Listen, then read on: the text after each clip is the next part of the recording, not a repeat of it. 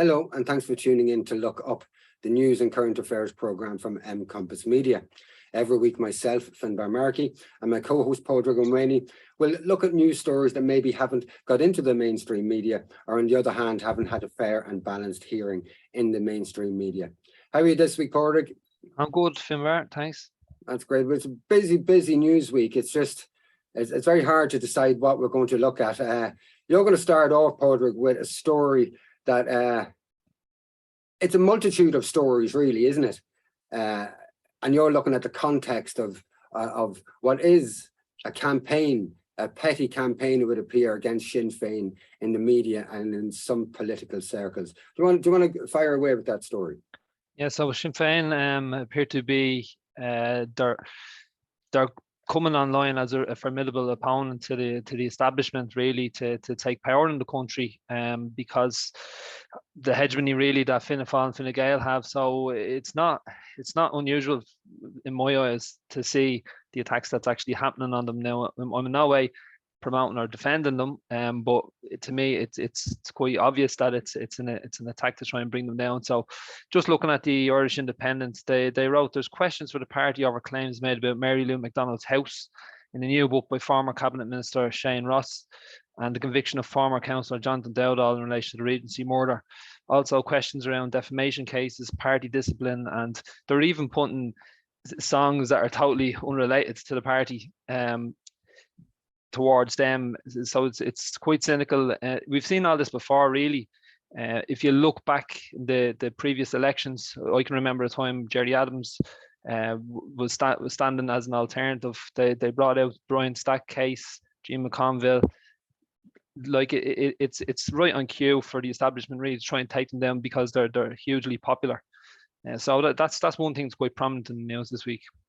And there's local elections coming, and I suppose that's their aim. And who knows what other kind of elections if an economic crisis worsens the way it is worsening so far. It is really juvenile and petty that we're looking at the fact that the leader of Sinn Féin, which is the main opposition party in Ireland at the moment, a party considered to be left-wing by some, that Sinn Féin's leader, Mary Lou McDonald, she had an extension built on her house.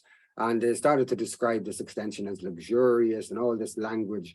And how did she afford to have an extension built on her house? Now, this is an elected member of the Irish Parliament and a leader of Sinn Féin, and a woman who had her own career before that, and whose husband has a career. And the figures involved, I don't think, were that excessive to the degree of clamour and uproar that they're trying to create. And again, it's this trying to press our buttons. But what is petty and juvenile, it's something that you see from unpleasant 13 or 14-year-olds, you know. We'll move on from this story.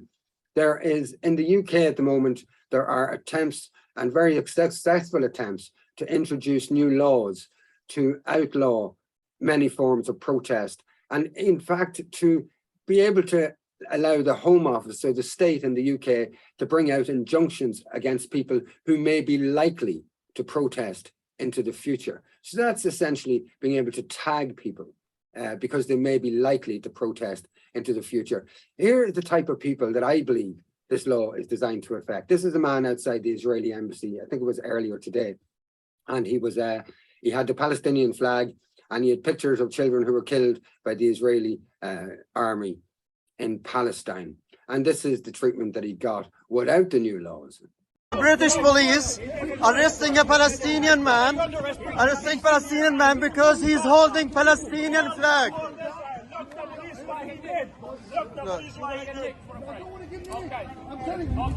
Look how many people. So Gazans are dying in Gaza. No. This is a hotel. No, this is pro-Israel. Stand back. Peaceful. He was peaceful. It's private property. You're not allowed to put signs on private property. Why are you treating like this? So, in the cradle of parliamentary democracy, this is what happens if one single person stands outside an Israeli embassy with a Palestinian flag and images of the children that were killed by Israeli military forces in Palestine. Let's look a little bit more closely at this new law that they're trying to introduce. 𝗧𝗵𝗶𝘀 quietly tries to give herself fresh anti-protest powers. This is from Open Democracy, not to be confused with Open Society. Last-minute amendment to Public Order Bill would let Home Secretary slap injunctions on people likely to protest. Let's probe this a little further. 𝗧𝗵𝗶𝘀 is quietly handing herself new powers to clamp down on the government's political opponents, civil rights advocates have warned. The Home Secretary pushed through a last-minute amendment to a widely criticised anti-protest bill on Tuesday that would allow her to apply for injunctions against anyone she deems likely to carry out protests that could cause serious disruption to key national infrastructure, prevent access to essential goods or services, or have a serious adverse effect on public safety. The proposal would also give police the power to arrest anyone they suspect to be breaching such an injunction. Leading human rights groups say that the Public Order Bill, which passed a final vote in the Commons yesterday, would align the UK's anti-protest laws with those of Russia and Belarus. And that's some statement and some claim to make. It is a very worrying development. What happens in the UK could easily happen in Ireland and other countries. Not all the Conservative Party who are in power in the UK at the moment are in agreement with this law. And there was a very powerful speech made by an MP called Charles Walker over the last couple of days in serious objection to this law. So let's have a look at that. I absolutely, unlike some members in this chamber, have no time for those people that block roads, throw soup, make a general nuisance of themselves. But having said that, serious disruption prevention orders are not the answer. They leave me absolutely cold. In fact, I go as far as to say they are appalling, absolutely appalling, because there are plenty of existing laws that can be utilised to deal with people who specialise in making other people's lives miserable. I thank the Minister for his intervention because I'm now warming to my task here to nail a stake through the heart of this nonsense that we're debating. Because let's be it is absolute nonsense, Minister. The idea that in this country we are going to ankle tag someone who has not been convicted in a court of law. I warned during the COVID lockdowns when we banned protest that we would get to this point. That once the government, politicians were emboldened with placing restrictions on a right and turning it into a freedom, they would not stop. This is not what the Conservative Party does. We believe in proportionate laws, like we used to believe in sound money. So I will be voting against this. I will be joining with honourable members across the House to vote against this piece of legislation. What do you think about those developments, Padraig? Outrageous. They're regression on democracy. These are very hard-won freedoms for people, and if they're given up, where does it lead to? Authoritarianism. Dangerous stuff. I think only yesterday I just reread a report from, and I wouldn't be championing the Irish Civil Liberties organisation, but I read a report that they wrote on the restrictions around lockdown, and this was probably published about a year ago, and it's there for all to see. Like, it's very dangerous to be restricting people's movements and restricting people's rights to protest and free speech and stuff like this. Especially in the times that are coming, or are maybe possibly even here. We saw a video at the beginning of this segment of a man standing outside the Israeli embassy getting violently arrested in the UK, in London, because he was carrying a Palestinian flag and images of children that were killed by the Israeli army. In a few segments, maybe in about 10 minutes time in this program, we're going to be looking at some serious protests that have been happening in Europe, particularly in France, which turned violent yesterday evening in Paris. And these are the types of protests that these laws are really being aimed at. But to possibly get the ire of the public in the UK up so that they'll support these new anti-protest laws, there seem to be, there's just this sudden presence of what I would call useful idiot protests. Protesters that from every aspect seem to be designed to peeve off the public. From their presentation to their actions, everything seems to be designed to peeve off the public, to my mind, and this is a personal opinion. And that, is it possibly designed to get people to support these new anti-protest laws? Let's have a look at what I'm talking about. We're a non-violent civil disobedience movement. You can tell from the tank top. We know that the changes in the law, the injunctions against us are irrelevant in comparison with mass starvation, with the genocidal policies that our government is pushing for, with their 100 new fossil fuel licenses in the North Sea. So it's not a case that the guy doesn't have something to say, but it's what they're doing, I suppose, in their presentation. It almost seems to be designed to put people's backs up. Am I off the road here completely, Padraig, or do you think there's any sense in what I'm saying? There's certainly parallels out there. I've observed a lot of it myself. The voice of issues, really, where you're looking at, they're like smoke screens. The real issues are actually much more everyday working class issues, and there's these abstract problems that people are talking about and creating a furore over, and it's getting media coverage. So you're not totally wrong. Yeah, I saw a debrief of sorts, I think it was on Twitter, of in relation to the soup attack on the sunflowers painting by Van Gogh in the National Gallery in the UK. And it was a debriefing of the profiles of two of the leaders of that particular action. And both of them came from what appeared to be quite wealthy backgrounds. They went to private schools, very, very expensive private schools. And these are not necessarily representative coming from the working class making these arguments either. It all just seems a little bit contrived and a little bit orchestrated, and to maybe cushion the blow of these anti-protest movements in terms of the public mind. In Ireland and right across Europe, there have been protests over the last week. As I say, we're going to cover that. The protests were not just about cost of living, but they were also about NATO and neutrality, the war in Eastern Europe, things like that. You want to touch, first of all, you attended the launch of the Irish Neutrality League last week. Can you give us any feedback on that, Padraig? Yeah, it was encouraging. There was about 100 people there, coming from different groups. Seeing as there any type of working consensus there for people to move forward on, it's a positive thing. Like there are individual independent groups out there too, but like it's good to see that there is some actual public figures getting involved now, and it was quite a good information wise. There was some good speakers at it. And really, it's quite opposed to the narrative that you're seeing from the government parties at the moment. We've seen again this week, we've seen Coveney and we've seen Bourne from Fianna Fáil both talking up Ireland and military involvement in both cases. So, like, really, I think we need to step up now. We're done probably analysing it. It's now time to actually get out there and really let them know that Ireland doesn't accept being sleepwalked into military alliances. Like, we are a neutral country and that's the end of it, as far as I'm concerned. So yeah, certainly I was seeing some positivity in that.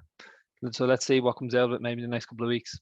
I saw a news item, can't recall exactly where I saw it, a few days ago, which just said briefly that the EU ambassadors had collectively decided, without any objection or without any vote against or abstentions, had collectively decided to train Ukrainian forces.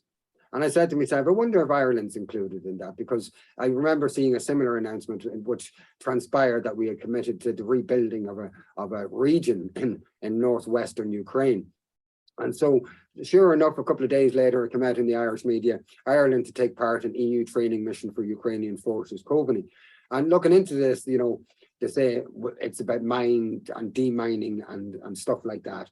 I am pretty confident that there are already Irish military personnel over there operating on behalf of the Ukrainian military in some fashion. I've no doubt about that.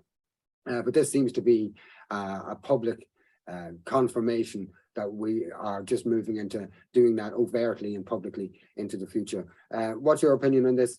It's interesting what Thomas Bourne had to say. He said public opinion may not be ready for membership of the US-led NATO alliance yet. So he's speaking in terms of we'll get it in the end is what he's alluding to there. And Coveney, he said Ireland has said that we want to be part of this. I don't remember that from there. No. In fact, every vote ever taken in Ireland, even at times when the public has been wound up as much as possible and emotionally blackmailed, even at those times, the Irish population, the polls have always shown that massive support for neutrality, because this is what they're trying to get us into. US rehearses dropping nuclear bombs in Europe. On Monday, the NATO military alliance will hold a training exercise known as Steadfast Noon, in which USB, and this happened on Monday, US B-52 bombers and F-16 fighters will simulate dropping atomic bombs over Europe amid a deepening nuclear standoff with Russia. But Russia has time and again reiterated it has no interest in a nuclear confrontation. The training exercises come just 10 days after US President Joe Biden warned of a nuclear apocalypse, saying the risk of nuclear war is the greatest since the Cuban Missile Crisis. So this is being done by NATO, and this is what we are being asked to support. People who just don't seem to have any grip on reality, on life, that they're bringing us to such an edge. And I'm very concerned what the near future holds for this. And I have every confidence that the Irish people will not fall for the neutrality trick of actually abandoning neutrality openly and in a constitutional fashion for a referendum. But I am concerned that they will allow the less than covert support of Ukraine's military, which is taking part in a side rather than calling for peace. So although people may not vote in a referendum to abandon our neutrality, there seems to be an acceptance of what's happening at the moment and our growing involvement with NATO, which we already participate in at least one other NATO program in which they regularly audit the Irish military. So we are participating in some NATO programs already. On the question of a referendum, what's your thoughts on that? Do you believe it's something that we should look at? I do. Again, we would have a lot of money pumped in to support the yes side, the yes to join NATO or yes to abandon neutrality side. It's just obvious. It's what they do all the time. And especially with the EU, NATO, the United States, the UK, they would all have an interest. And all of these so-called private NGO organizations, many of them would have a keen interest in putting pressure on the Irish public. I do believe in democracy, but I'd be worried about how fair a campaign and how fair and balanced a debate would be given to the people of Ireland to make up their mind. But still, I have a confidence that ultimately, it might be tight in the end, but ultimately the Irish people would vote against such a change. Well, it's interesting because at the launch of the launch of the organisation the other day, it was represented by People Before Profit and Sinn Féin. If we're talking in terms of Sinn Féin being the most viable opposition, well, surely then their policies will be in line with opposing any change to our neutrality. In fact, probably reinforcing it and enshrining it in the Constitution via referendum. So that's got to be their approach to it. So maybe it is the safe thing to do. I would have concerns myself about how would it actually go when campaigning goes against you in terms of the money, like you say, the money being put in on the mainstream media's attempts to portray this as a good selling point. I'm very wary of that. Very wary of that. Yeah. Another story just linked in some ways to this is Elon Musk was for about 15 minutes put on the semi-official Ukrainian kill list that's out there. I'm not sure if viewers have heard about this list. It's a list that's hosted by people who are described in Western media as advocates and kind of fluffy people who are just highlighting people who maybe they don't agree with their opinions on Ukraine. Elon Musk came out last week and called for peace negotiations and suggested that Ukraine wasn't going to win this war, and that a settlement, and suggested a specific type of settlement. And since that, he has been attacked left, right, and centre, just like the Irish president's wife was attacked, just like the Pope was attacked, just like Amnesty International was attacked. Now it's Elon Musk's turn to be attacked. But he was put on this kill list, which is a list of probably now thousands of journalists, influencers, people whose voice are heard around the world, musicians. Roger Waters is on it. People who are calling for peace or were questioning the NATO Ukraine narrative on what caused this war and what might solve this war and the way the war is going at the moment. So he was put up for about 15 minutes and then he was taken down. What do you think about that? How unpleasant is the propaganda and the things that are coming out of Ukraine in general? It's shocking. It's very one-sided. It's hard to understand the way some of these things are coming across and portrayed. Very one-sided. Surely the position just has to be a ceasefire and negotiation. Like, surely saying things like that shouldn't be a motive to people. Like, it's very common sense. Yeah. 𝗍𝗵𝗶𝘀 𝗪𝗏, who is essentially the EU foreign minister, gave a speech during the week in which he said that Europe is a perfect paradise garden and the rest of the world is a jungle, and that it's Europe's role or job to control that jungle and to take it under control. He's coming under a little bit of pressure from it. The reason I'm going to show you this speech, it's a short one, is that I want to show you what Europe actually looks like, and right now it's not looking like a paradise garden. Here's 𝗍𝗵𝗶𝘀. Europe is a garden. We have built a garden. Everything works. It's the best combination of political freedom, economic prosperity, and social cohesion that the humankind has been able to build. There's three things together. The rest of the world, and you know very well, Federica, is not exactly a garden. The rest of the world, most of the rest of the world, is a jungle. And the jungle could invade the garden. And the gardeners should take care of it, should take care of the garden, but they will not protect the garden by walls, by building walls. A nice small garden surrounded by high walls in order to prevent the jungle coming in is not going to be a solution, because the jungle has a strong growth capacity and the walls will never be high enough in order to protect the garden. The gardeners have to go to the jungle.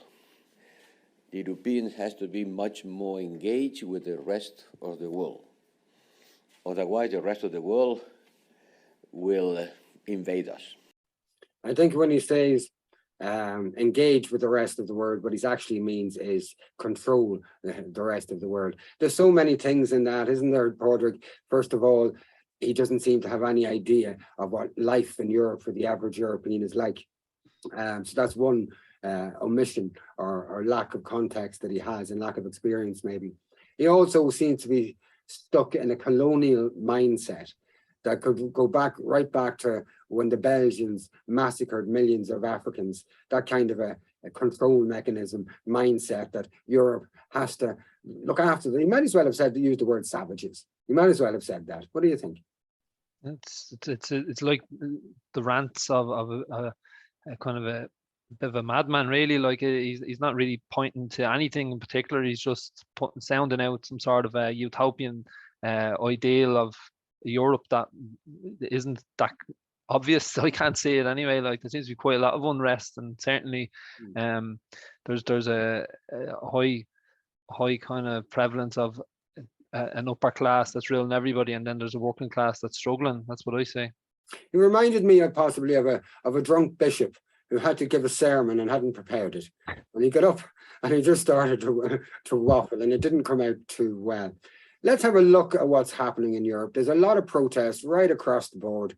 I'm going to focus on France for the next 5 or 6 shots, because I want to focus in, first of all, on very large peaceful protests that occurred yesterday on France's first day of a national strike, in which there was calls to action and calls to protest, and for everybody from nurses to teachers to fire service personnel all went out on strike. The protest turned sour yesterday evening, and there was a lot of violence right across Paris in particular. And I just want to see if that equates to 𝗍𝗵𝗶𝘀 paradise garden, as he described Europe. And we look at some protests in Brussels and in Germany as well. Here's how Paris started out. We'll just run through this without any comment, and then we'll come in at the end.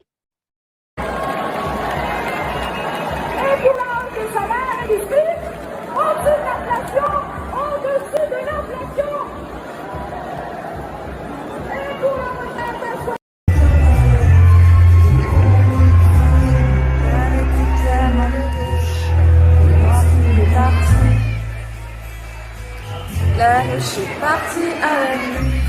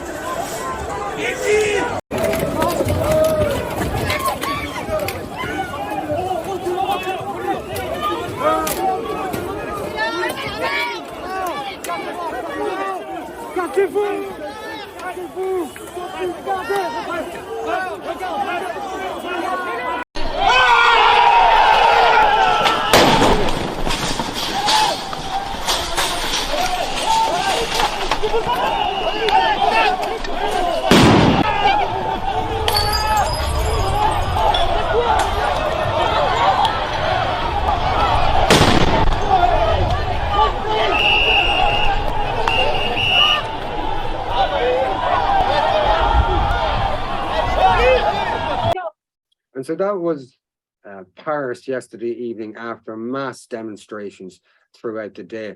I did see other videos of groups clad in black with black masks smashing up shops and things like that. And I just wondered to myself, was that some kind of a controlled police operation to try and turn things more violent, or to excuse maybe coming down harder on people? It looked a bit odd the way they were all simultaneously dressed the same and acting in the same way. Maybe not, but it's just something that came to my mind. So I think somebody should tell Mr. Burrell that that's not the Garden of Eden, but the Garden of Eden is in Ballyjames, which is an old Irish folk song, a lovely song. We'll move on to protests in Brussels, which were a lot more peaceful, thankfully. United as one, day of justice, day of justice, day of justice, day of justice, day of justice, day of justice, day of justice, day of. That was a protest in Brussels over the weekend. Here's a protest from Germany. Danke, dass ihr alle heute hier seid und wieder Gesicht zeigt in Chemnitz.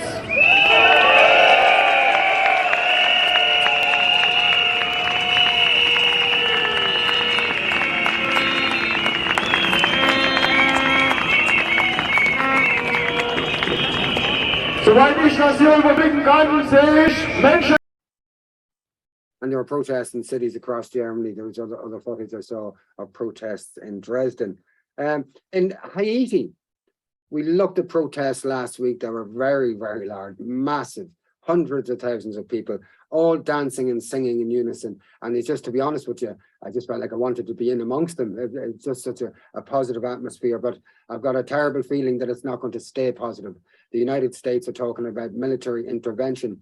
They say military intervention to control gangs, whatever that's about, is really to stop this people's movement, mass people's movement that wants to bring democracy back to Haiti. Haiti is essentially a colony of the United States and is under the thumb of the United States.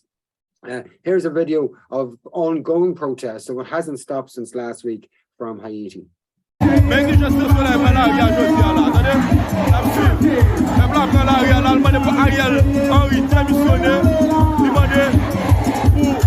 Pays occidental yo respecter souveraineté yo. Dans moment là nous dans la rue là, nous fait la rue contre occupation, nous fait la rue contre sécurité et puis braquer. So positive, so unifying, but I have a feeling that we're going to see different pictures from Haiti over the next week or two, and it's not going to be pleasant. And the good intentions of those people, I fear, are going to be trampled upon by jackboots from the US and other military forces.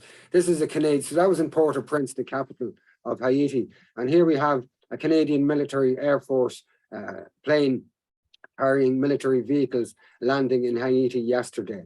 So the military build-up to quash this people's movement is in play at the moment.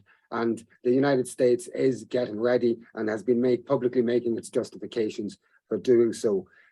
What do you think between the context of those people out dancing and singing for freedom and what the potential of what's going to happen? Well, obviously, whenever there's an organic movement of people, the aspirations originally are always good, but when it gets into it, then it starts getting carved up and misrepresented. It's like a powder keg. You don't know what way it's going to go. Yeah.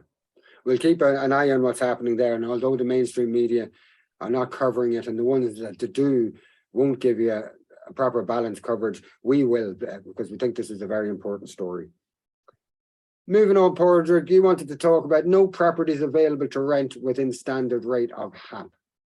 There was a report out from the Simon community. It was carried there on one of the news stations. So they reported that there was no properties available to rent within the standard rate housing assistance payments for the first time ever, according to new figures. Overall, there are just 35 properties available for people reliant on HAP, according to Simon's Locked Out of the Market report. As we know, then, HAP is a social welfare support for people who have long-term housing needs operated by local authorities. The Simon community has described the payments as useless, given the current state of the rental market. So, as we have pointed out a large number of times now, it's basically a transfer of wealth, the HAP system, rather than building public houses that the state should own and rent to people by their means, according to their means. We're in this situation where we're just inflating rental markets and giving landlords transferring wealth. Yeah, there was exactly a bailout after the last crash, I think, for would-be landlords or landlords who had one or more properties, and there was a great opportunity for those properties to be taken into the ownership of the state, as you say, but that opportunity was lost. The news in the mortgage market in Ireland as well: central banks set to relax mortgage key lending rules. So strict lending rules for those taking out a mortgage are to be eased, they say. Lending rules have been blamed for excluding large numbers of potential buyers from the housing market. Central Bank Governor Gabrielle McAuliffe is set to announce, which they have announced, the rule that people can only borrow 3.5 times their income. That's going out to 4 times. So the question then for us is, how does this help? It doesn't increase the supply or affordability. So it really, what it does is inflate prices, which is again transferring wealth to developers, the very people who got us into the original mess. Just crazy, time after time, the policies of the government, but they are totally in tune with what the neoliberal model is, the Thatcherite model, like where you're privatizing everything and you're transferring wealth. That's what we're doing. We're doing it time and time again. We seem to have no control. There's an expectation of 3 more interest rate hikes in the next 6 months. And that in itself will just, for people who have mortgages at the moment, for many people, it's going to make it totally unaffordable. And it's going to make it really unaffordable for people who have, who are just trying to get a mortgage at the moment, and the monthly repayments that they're going to have to make. I'm not sure how this increasing the amount they can borrow fits into that. I suspect that it fits in because it's accommodating the extra interest costs of the overall loan itself. There could be something there about it. There's another story come out this week. It's a quickie. It relates to, let's just catch up on this. Yeah, so Fine Gael TD, Paul Keogh, he's been criticised now for saying Dublin's O'Connell Street is full of druggies. And he says he stands over the comments. He used the term while calling for action on crime in the area. In the Dáil on Tuesday during a debate on tourism, the Wexford TD says he's ashamed of the capital's main street. His comments have been described as stigmatising and degrading language by those involved in helping drug users. Former Dublin footballer Philly McMahon, whose brother died of a drug overdose, said it stigmatises and shames the most vulnerable. Like, you have to look at this in the context of that they're shutting down volunteer organisations, setting up shelter for the homeless. So you've got, I know personally from working on O'Connell Street, that there is soup runs that go on there. People literally being kept alive by the generosity of volunteer groups. And then you have other volunteer groups which are providing shelter. The state steps in, closes them down, arrests the volunteers, and then we have this guy, quite privileged TD, saying he doesn't like what he sees. It's outrageous. There is a conveyance of a culture within at least some of the political circles in Ireland by the use of that kind of language, and it's almost like the use of the word junkie. And when I was doing my social care degree, I came across an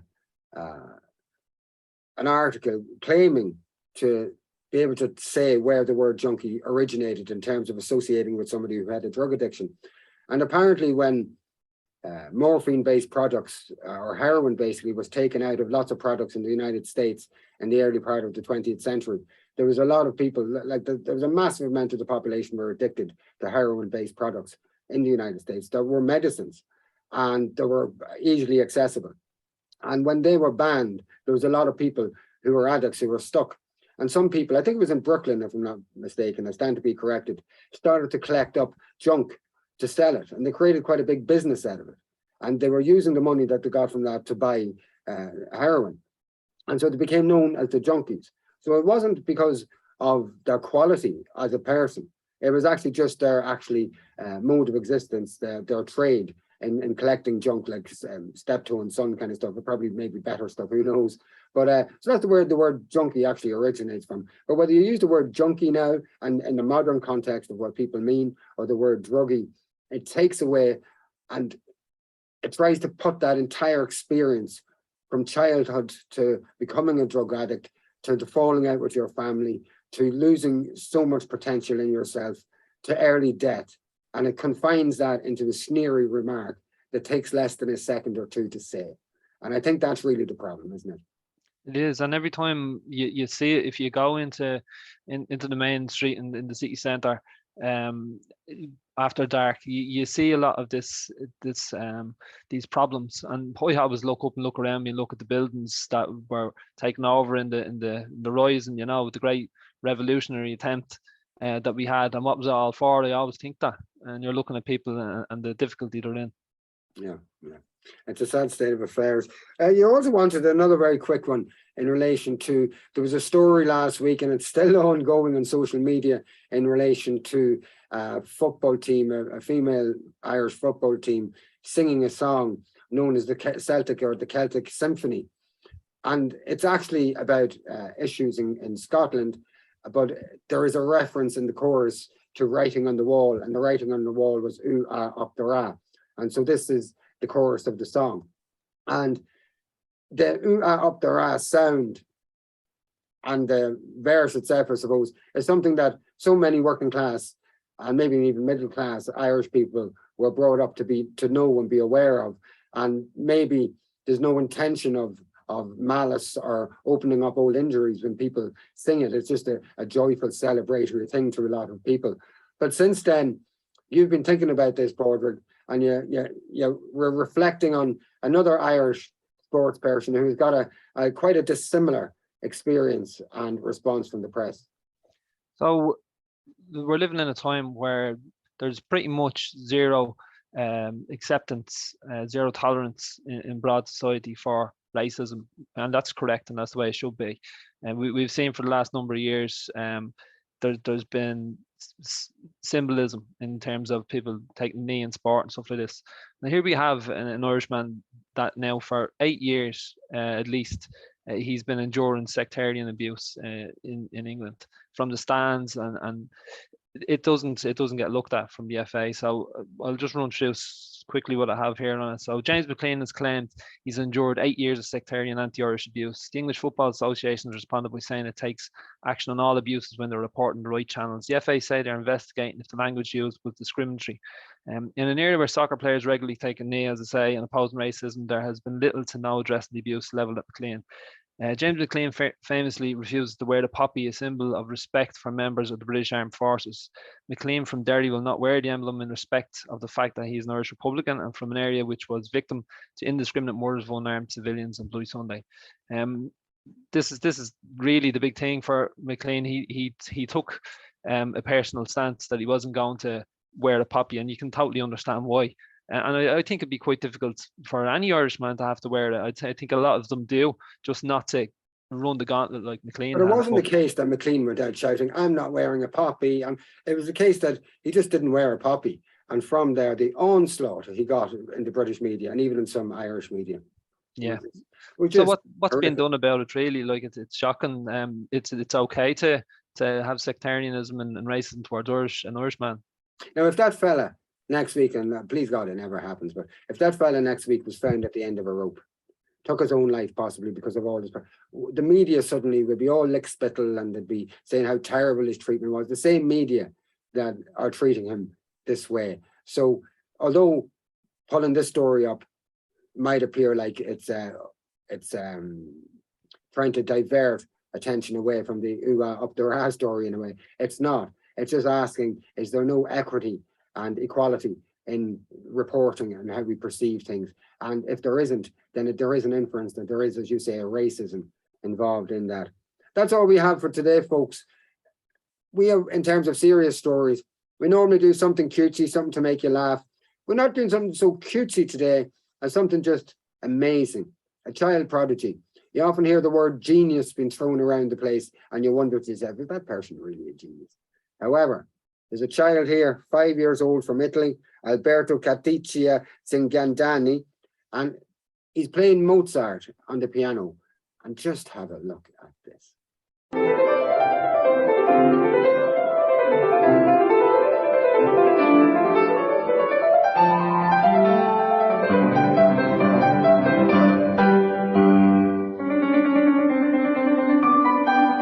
I can hardly get the kids in our house to tie their shoelaces.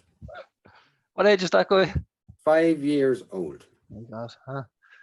The only thing I'd say is stylistically, like, he probably needs to look at his approach, the Boris Johnson approach.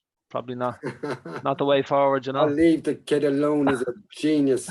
If that's what he's doing now, what will he be doing in 10 years' time? Folks, that was another show from this week from Look Up from 𝗵𝗶𝗀 Media. Thanks for joining us. Padraig, have you anything to say signing out? No, thanks very much. I'll talk to you next week, Finbar. Join us again next week on 𝗵𝗶𝗀 Media when we bring you stories that the mainstream media aren't brave enough to cover. Thank you.